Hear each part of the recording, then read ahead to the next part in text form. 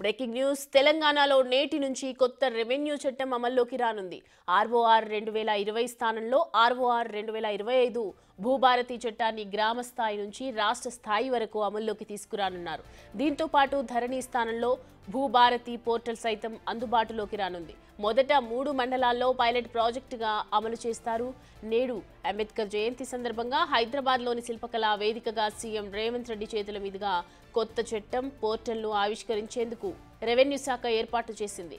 కొత్త చట్టం అమలు నియమ నిబంధనలపై ఇవాళ ప్రభుత్వం ఉత్తర్వులు జారీ చేయనుంది.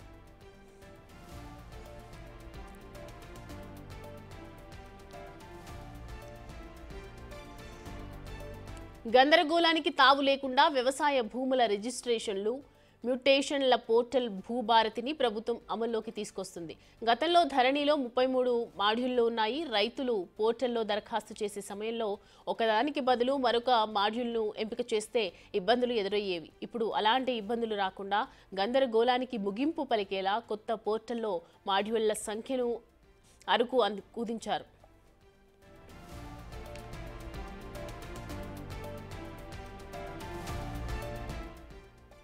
వారసత్వ బదిలీ సమయంలో కుటుంబ సభ్యులందరికీ తెలిసేలా నోటీసుల జారీ, విచారణ ప్రక్రియ చేపట్టే వ్యవస్థ కూడా అందులో ఉంది. దీంతో పాటు ఈ పహనీని 11 కాలంలతో అందుబాటులోకి తీసుకొస్తున్నారు.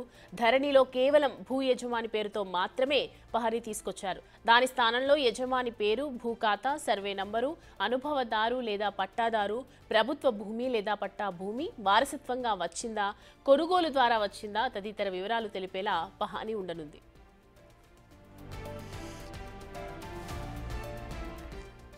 భూభారతిపై అధికారులతో ముఖ్యమంత్రి రేవంత్ రెడ్డి సమీక్ష జరిపారు.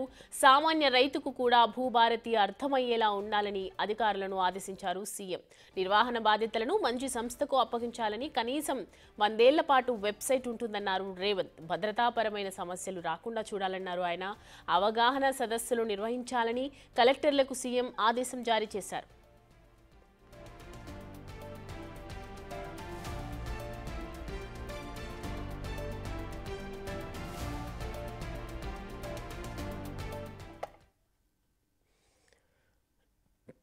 రైట్, ఈ అంశానికి సంబంధించి మనతో మాట్లాడడానికి సారంపల్లి మల్లారెడ్డి, రైతు సంఘం నాయకులు మనకు అందుబాటులో ఉన్నారు. సారంపల్లి గారు, చూస్తున్నాము భూభారతికి సంబంధించినటువంటి ప్రభుత్వం తీసుకొచ్చినటువంటి పోర్టల్ని ఏ విధంగా చూస్తారు? చాలా సంతోషం. ఇప్పటికైనా 14 మాసాల తర్వాత భూభారతిని వాళ్ళ ప్రజలకు అంకితం చేస్తామని చెప్పని ముఖ్యమంత్రి అన్నారు అంబేద్కర్ జయంతి సందర్భంగా. అలాగే రెవెన్యూ మినిస్టర్ శ్రీనివాస్ రెడ్డి గారు కూడా చెప్పారు. ఇప్పటికీ ఏమిటంటే 13 లక్షల దరఖాస్తులు పాస్ పుస్తకాల కొరకు పెండింగ్ ఉన్నాయి ధరణి వల్ల. అలాగే ప్రజాపాలనలో 70 లక్షల మంది భూముల సమస్యల మీద దరఖాస్తులు పెట్టుకున్నారు. ఇవన్నీ పరిష్కరించబడాలి. కానీ భూభారతి చట్టం ఆమోదించబడ్డ తర్వాత, గవర్నర్ స్టాంపు పడ్డ తర్వాత ప్రజలందరం కూడా చాలా ఆశపడ్డాం. కానీ భూభారతికి ఇంతవరకు రూల్స్ తయారు కాలే.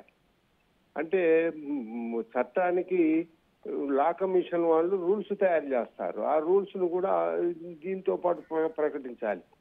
ఇప్పుడు యాప్ పెట్టమంటున్నారు. యాప్ పెడితే చాలా మంది గ్రామీణ ప్రజలకు చదువు రాదు.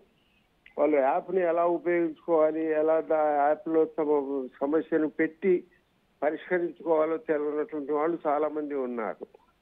అదొకటి. రెండోది ఏంటంటే గవర్నమెంట్ ఏదో ఒక శాఖకు మంచి శాఖకు అప్పచెప్తామని చెప్పన్నారు. ఇంతకు ముందు ధరణిలో ఇలాగే ఒక శాఖ అప్పచెప్తే ఆ శాఖ ప్రజలను పీడించి పిప్పి చేసింది. బాగా లంచాలు, అక్రమాలు బాగా చేసింది. అందువల్ల ఇప్పుడు మళ్ళీ మమ్మల్ని అందులోకి తోయకుండా ఇప్పుడు గవర్నమెంట్ ఏదైతే తహసీల్దారు, ఆర్డీఓ, కలెక్టర్, సిసిఎల్ఏ, ఈ రెవెన్యూ కోర్టులు మళ్ళీ ఇన్స్టాలేషన్ చేస్తున్నారో వీటిని సక్రమంగా కనుక నడిపిస్తే కనీసం ఒక 3 మాసాల్లో మన రెవెన్యూ సమస్యలన్నీ పరిష్కారం అవుతాయి. దాంతో పాటు ఏంటంటే గ్రామాలలో మీరు విఆర్ఓలు పెట్టి మళ్ళీ రికార్డులు రాయిస్తామన్నారు. గ్రామాలలో పెట్టి సాగు భూములకు ఒక రిజిస్టరు, సాగేతర భూములకు ఒక రిజిస్టర్ రాయిస్తే అప్పుడు ఈ సమస్య లేకుండా పోతుంది. అందువల్ల ఇప్పుడు భూ సమస్యలు అనేది అత్యంత కీలకంగా ఉన్నాయి రాష్ట్రంలో. ఎందుకంటే ప్రజలు ఎదురు చూస్తూ ఉన్నారు. లక్షల మంది 13 లక్షల పాస్ పుస్తకాలు లేక ఇబ్బందులు పడుతున్నారు.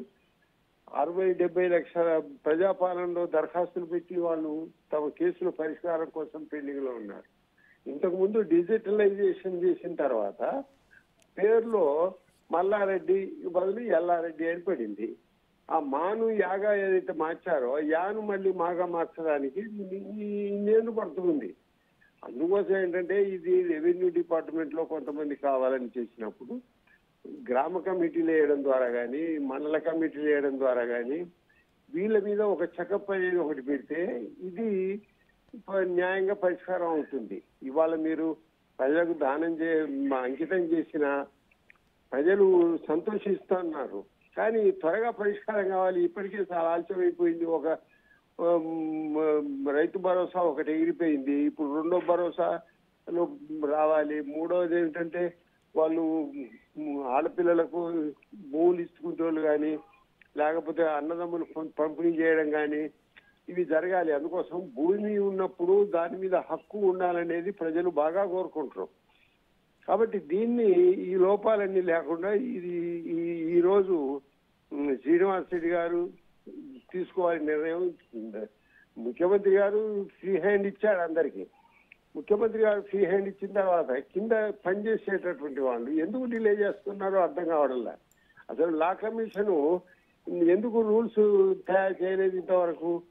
ఈ రూల్స్ వచ్చిన తర్వాత మళ్ళీ జీవోలు రావాలి. అందువల్ల ఏంటంటే ఇంతకు ముందే ఒక 20 రోజులు మొత్తం ప్రజాపాలనలో వచ్చిన దరఖాస్తులన్నింటినీ కూడా పరిశీలించారు.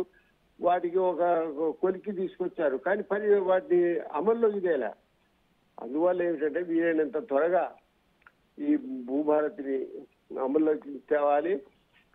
ముఖ్యమంత్రి ఏదైతే ఆశిస్తున్నాడో దానికి అనుగుణంగా దిగువన కూడా ఇప్పుడు రెవెన్యూ మినిస్టర్ కానీ అలాగే రెవెన్యూ శాఖ కానీ అలాగే సెక్రటరీలు కానీ తర్వాత వీళ్ళు లా కమిషన్ కానీ వీళ్ళు వీలైనంత త్వరగా పనిచేసి ఆ సమస్యలన్నీ పరిష్కరించాలని చెప్పి నేను కోరుతూ ఉన్నా. అయితే మల్లారెడ్డి గారు మీరు అన్నట్లుగానే రైతులు పోర్టల్లో ఒకప్పుడు దరఖాస్తు చేసుకునేటువంటి సమయంలో ఒకదానికి బదులు మరొక మాడ్యులేషన్లో ఎంపిక చేసే ఇబ్బందులు ఉంటుండే. ఇప్పుడు మరి నెక్స్ట్ తీసుకొచ్చేది కూడా అందుకే కదా, అవేర్నెస్ కనిపించడానికి ఒక యాప్ అనేది యూజ్ చేస్తే యాప్లో అన్నీ మనకి ఏది కావాలంటే అది సులభంగా దరఖాస్తు చేసుకోవచ్చు. మనకి ఏమైనా డౌట్స్ ఉన్నా కూడా దాంట్లో క్లియర్ చేసుకోవచ్చు. అంటే మీరు ఒక రైతు సంఘ నాయకులుగా మీ డిమాండ్ ఏముంది? ఇప్పుడు యాప్ తీసుకురావడం మంచిదే. ఇంతకు ముందు హరీష్ రావు గారు ఏం చేశారంటే కేబినెట్ కమిటీ ద్వారా తాను మాడ్యూల్స్ కోసం మీరు ప్రతి రైతు 1650 రూపాయలు మీ సేవలో కట్టండి అంటే 4.5 లక్షల మంది మీ సేవలో డబ్బులు కట్టారు. వాళ్ళకేమి కాల. అసలు మీ సేవ కాడికి పోతే పెద్ద లైను తోపులాట ఇవన్నీ ఉన్నాయి. అందువల్ల ఈ యాప్ కూడా వచ్చిన తర్వాత ఇది కూడా బిజీగా ఉందనుకోండి యాప్.